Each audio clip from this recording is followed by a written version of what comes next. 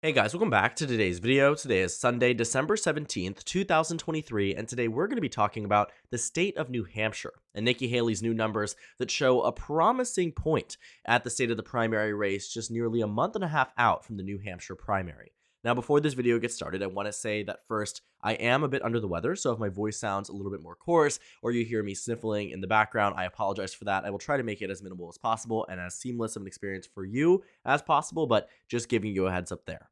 But today, as I mentioned, we are talking a lot about Nikki Haley, and that's because a new shocking poll from CBS News shows Nikki Haley gaining on Donald Trump in the state of New Hampshire, one of the few polls that we have seen this election cycle in the past 6 months at least, that shows Republicans, other than Donald Trump, within a very good position in any of the early primary states.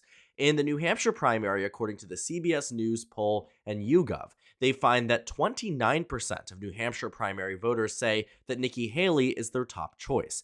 That's in contrast with 11% saying Ron DeSantis, 10% saying Chris Christie, 5% saying Vivek Ramaswamy, and 1% saying Asa Hutchinson. Now, of course, Donald Trump has a very strong lead with 44%, but it's not nearly as strong as where he is on the national numbers or in any of the other early primary states.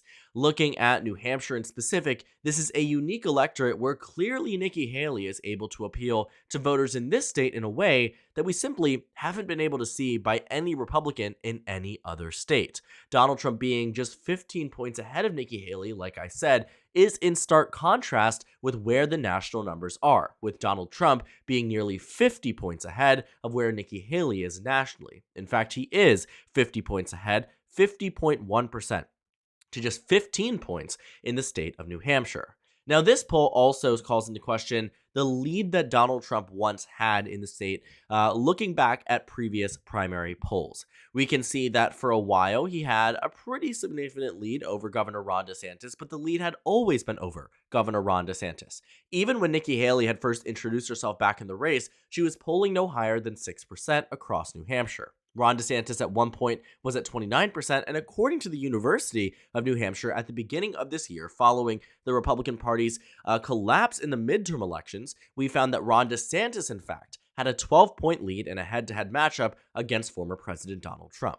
That was soonly reverted just 2 months later, with Donald Trump levying a number of attacks over Governor DeSantis. It ended up being a Trump plus 41 lead by the time the next poll came around. Then it narrowed up again, but then now on average, Donald Trump has been maintaining quite a significant lead over Ron DeSantis. But then, out of seemingly nowhere, Nikki Haley came into the state of New Hampshire, invested plenty of resources, and went from 6th place all the way to 2nd in the matter of weeks. She came from a position where she was behind and propositioned herself on top, peeling away from voters that were voting for DeSantis, Doug Burgum, Tim Scott, Asa Hutchinson, Vivek Ramaswamy, practically everybody that wasn't Trump, while Donald Trump's numbers have maintained itself around 44% and was able to peel away all of that never Trump vote. All of those people that weren't on the side of Donald Trump, and even getting some people over that might be okay with the Donald Trump presidency, but would prefer Nikki Haley. And now on average, she is well ahead Governor DeSantis. In fact, Ron DeSantis right now is at 4th place across the state, veering down close to being even 5th in single digits in New Hampshire, with Nikki Haley at 21% to Donald Trump's 44.3%. So for the first time in a while, New Hampshire has actually started to see some level of narrowing up. Donald Trump's numbers, of course, staying the same, but Nikki Haley making improvements. And for the first time as well, the combined vote share for Nikki Haley and Governor DeSantis and Vivek Ramaswamy and Chris Christie here, you find that together, this combined vote share could defeat Donald Trump if unified behind a candidate.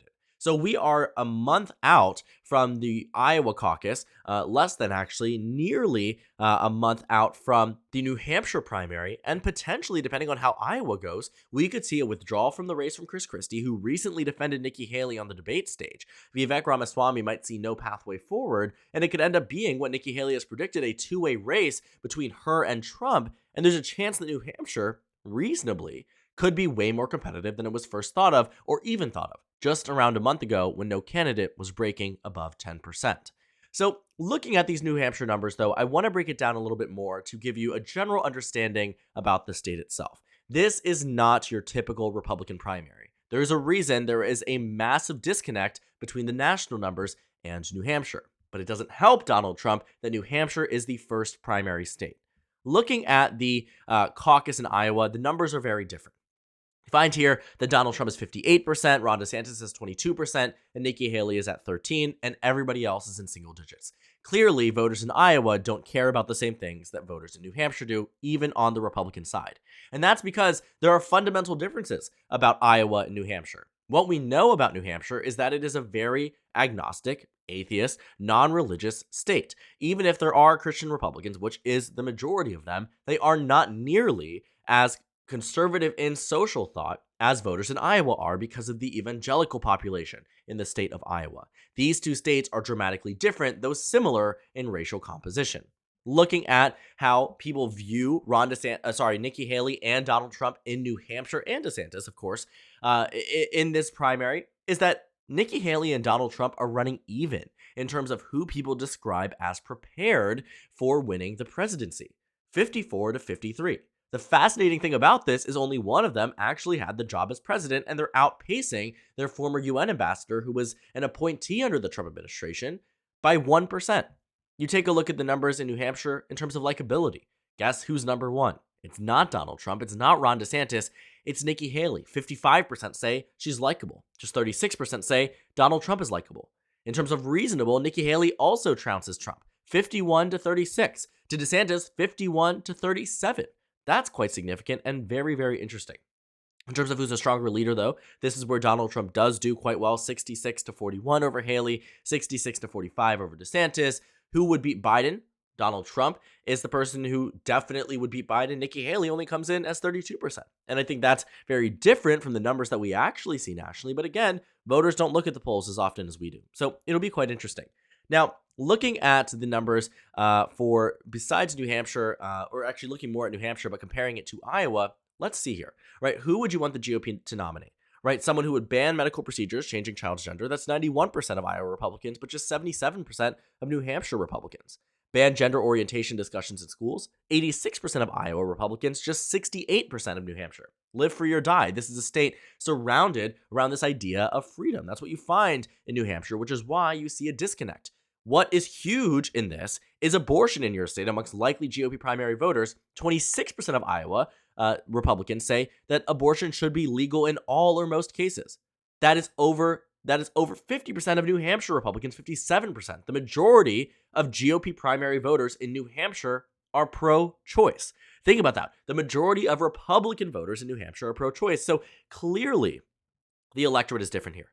So that's why you see this massive, massive disconnect between New Hampshire voters and national voters, New Hampshire voters and Iowa voters, and the amount of primary voters that consider them Make America Great Again, just 33% of New Hampshire, 48% of Iowa. And this actually boils down even deeper down to the 2016 Republican presidential primary, where the narrative here was spun that Donald Trump was adored in New Hampshire. This was his state. He was able to trounce everybody across the state. And by numbers, it seemed that was true. But very similar to this CBS News poll that shows that just a third of Republican primary voters consider themselves to be Make America Great Again Republican voters, in 2016, Donald Trump got just around a third of New Hampshire's vote. The clear majority was against him more than they were for him. And it's not fair to draw that directly, because I can imagine that some voters here that might have been voting for Cruz or Rubio would have poured over to Trump. But it is interesting to see that Donald Trump got around a third of the vote, which is directly correlated with what we are seeing now in terms of who considers them Make America Great Again voters. You also find that 48% of Iowa voters consider themselves such as this. That wasn't where it was back in 2016. A significant improvement in Iowa, but a somewhat similar number in New Hampshire compared to this time versus last time. And of course, looking at the 2016 election results in New Hampshire, well, Donald Trump didn't win the state. I also find it to be another point of interest that John Kasich came in second place, where he practically didn't come in second place anywhere else across the country. He won Ohio, and that was it. In New Hampshire, John Kasich was the uniquely moderate-centered Republican that was able to come in second place, in a similar way that Nikki Haley presents herself as this John Kasich type of more moderate, more centered approach Republican. John Kasich then went on 4 years later to endorse Joe Biden at the Democratic National Convention. So that's also something to keep in mind as well. But again, The voters in New Hampshire are not the voters in Iowa, but they do tell us a very interesting story. The other thing about New Hampshire is that while the voters here may not be indicative of where the national numbers are in their numbers, in their actual results, they do help tell a story.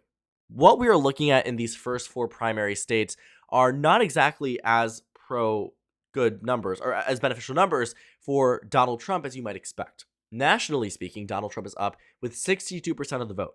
But let's take a look at the first state that's set to vote, Iowa, for instance, where Donald Trump is at just 52%. Now, it's not a major reduction, and I say just to sort of show the difference between the two, but it's still a very significant lead. It's a 32-point advantage, but it is different from a 50-point advantage nationwide.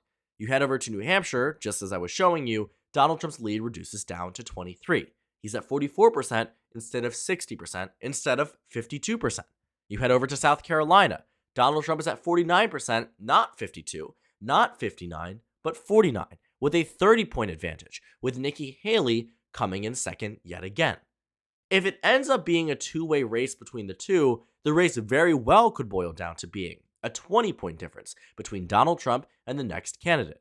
A 10-point difference in some states, potentially ones like New Hampshire, where we have seen a majority of the voters choose other candidates that weren't Donald Trump. That is where you might find some trouble for Donald Trump in a head-to-head race. The reason he did so good in 2016 wasn't because he was the majority choice by the party. He was the plurality choice by many in many states, but it did not translate at all to major victories. I mean, let's go through these early primary states in 2016 to tell you why this vote splitting situation that we are seeing happen in 2024 is the reason why Donald Trump does so well. Now, that isn't to ignore that he's leading by a majority nationally, but it is sort of taking away from what could be a competitive primary, or at least a primary worth contesting, versus a 50-point dominating lead nationwide. It goes back to what happened in 2016 when all of the Republicans said they would be the Titan Slayer. They would take down Donald Trump, as we have seen for Ron DeSantis, Chris Christie, Nikki Haley, none of them admitting to each other that one might have a better chance if the other dropped out, because no one wants to be the person dropping out. They all want to be the Titan Slayer. Again, what happened in 2016. First, it was Cruz. He was able to win in Iowa. That was a big deal. But then New Hampshire came along and people started revisiting, okay, is John Kasich the guy? Then came South Carolina. Is Marco Rubio the guy, right? You have three different second place victors, second place winners in a way, in Iowa, New Hampshire, and South Carolina that were telling us a different story. It was Trump, then it was Kasich, then it was Rubio. Then by the time Nevada came around, it was Rubio again. But then we headed to Alaska. Okay, Ted Cruz won. Is this reverting back? Okay, no, but Alabama shows Cruz in second, right? It was all of this consideration back and forth. But what is consistent here is that not once for a while was Donald Trump able to win a clear majority across these states. Take a look at Alabama, Arkansas, Massachusetts here. You take a look, Donald Trump got close. But then you head over to Minnesota, okay, Rubio wins on Super Tuesday. You head over to the state of Oklahoma, Ted Cruz wins across the state. I mean, it is so interesting and fascinating to see how the primary race, in what many people viewed as a Donald Trump domination, in some cases were correct, but were also wrong in the sense that it wasn't a domination. It was a very strong plurality in some cases. But in some situations like South Carolina, Donald Trump was winning just 33% of the vote, but 100% of the delegates, so the story was taken away from them. That's all to say that we could see something similar happen in 2024, where there are some circumstances in which a combined vote share against Donald Trump can be a winning coalition. Places like New Hampshire, where the combined vote share already defeats Donald Trump. But the question is DeSantis willing to drop out between now and February? The answer is more likely no, right? Is Chris Christie willing to drop out and endorse Nikki Haley? The chances are slim, right? You look at these states where maybe there could be some movement, maybe there could be an improvement for the anti-Trump Republicans, anyone who isn't him. But they are facing a very similar dilemma to the Republicans of 2016, and it looks like history very well could repeat itself. And that doesn't even take into account the fact that Donald Trump already has a very significant lead nationwide. The betting odds show it, the polls show it, the fundraising numbers show it. Everything is showing that Donald Trump is on track to be the next nominee. The only fascinating thing about this too is that the early primary states don't tell us the same story. And for all the states that help build momentum and build enthusiasm and changes in the primary race so drastically, the only thing that does that are elections. It's not debates. It's not speeches. It is literally election results. It is the momentum that is put forth for certain candidates and start conversations circulating about who's electable, who's going to win. Is there a reason to debate if I'm getting just, 10 points more than Nikki Haley? Well, Donald Trump probably would say yes at that point. But as of right now, the national numbers show a very clear victory for Donald Trump. The only thing I would caution and say is that looking at these early primary states, specifically New Hampshire, there's a chance that this could be taken away from him. It's very slim, and it's not anything I would be willing to bet on. But it is something that is worth a thought experiment, worth talking about, and this CBS News poll certainly shows a very different result from what we might have expected just a month ago, and might be potentially even more different come a month from today when New Hampshire's primary actually occurs. So thank you guys so much for watching this video. Make sure to comment down suggestions below, subscribe on the left if you haven't already, and check out the Instagram and Twitter. At the bottom left of the screen, there's also a Discord server for you to go ahead and join. On the screen, there's a video you can watch, and then a playlist for my 2024 Republican primary election videos. Again, thank you guys so much for watching, and I will see you all later today.